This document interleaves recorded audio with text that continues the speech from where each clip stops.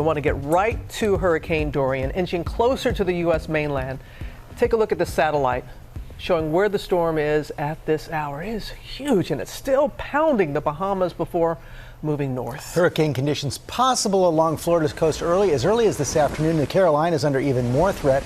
And take a look at the power this storm is packing. That is the second story of a home right there in the Bahamas. You see the waves lapping up, slamming that house. And as that storm heads for the East Coast, states of emergency have been declared in 5 states from Florida to Virginia. At this hour, Hurricane Dorian is a Category 3 storm with 120-mile-per-hour winds. We have team coverage all across the storm zone, and Ginger starts us off from Jupiter, Florida. Good morning, Ginger.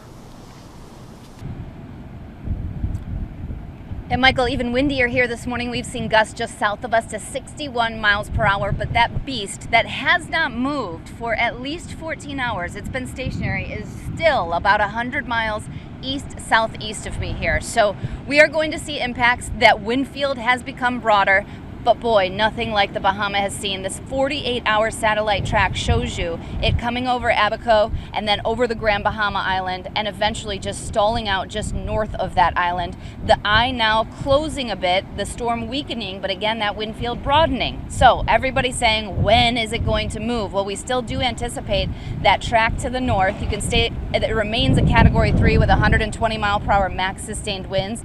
It will move north toward the coast, and by today and tomorrow are going to be the biggest impacts for Florida's East Coast, but then South Carolina into North Carolina, it's Thursday into Friday. So keep an eye on that, because the closer it gets, the more rain you get, the more storm surge you could end up getting. The piling of water could be a major problem, not just along the East Coast of Florida with these winds that could gust 50 to 70, but of course up along Georgia, South Carolina, and North Carolina. I also want to point out that this really does happen for a reason. People are asking me why is it not moving? Well, you've had this blocking pattern that has not allowed for any steering winds, but now there's this trough that's going to try to come in here and fight it out and allow for Dorian to be pushed up to the north and east. I'll be covering it all morning, guys, but for now, let's head back to George.